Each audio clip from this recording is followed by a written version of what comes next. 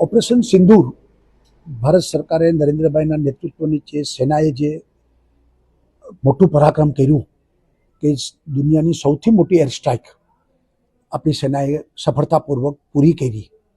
પાકિસ્તાન બોખલાઈ ગયું છે અને પાકિસ્તાન એ આતંકીઓના અડ્ડા બની ગયા છે. એ રીતે આખી દુનિયામાં એક્સપોઝ થઈ ગયું છે.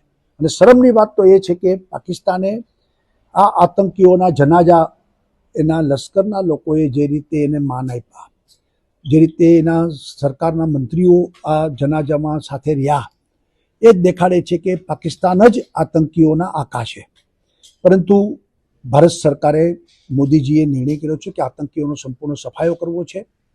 અને ત્યારે કદાચ પરિસ્થિતિ વધુ આગળ યુદ્ધની બને તો દેશે તૈયાર રહેવું પડે.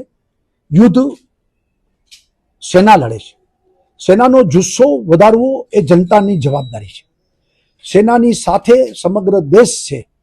140 કરોડની જનતા એની સાથે છે.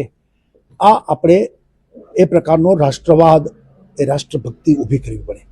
સાથે સાથે સરહદી ગામો, સરહદી જિલ્લાઓ, એને બધું સાવચેત રહેવું પડે. અને આપણે પણ જે સિવિલ ડિફેન્સ, નાગરિક સંરક્ષણના જે નીતિ નિયમો, એનું ચુસ્તતાથી કડક રીતે પાલન કરવું છે. દાખલા તરીકે અંધારપટ, બ્લેકઆઉટ, તો 100% બ્લેકઆઉટ થાય એ જનતાની જવાબદારી છે. જરૂર પડી તો સેના માટે બ્લડની ચિંતા કરવી એ આપણી સૌની જવાબદારી છે. જરૂર પડે તો એનો વાહન વ્યવહાર, એને વસ્તુ પહોંચાડવા માટે આપણે બધાએ મદદ કરવી પડે.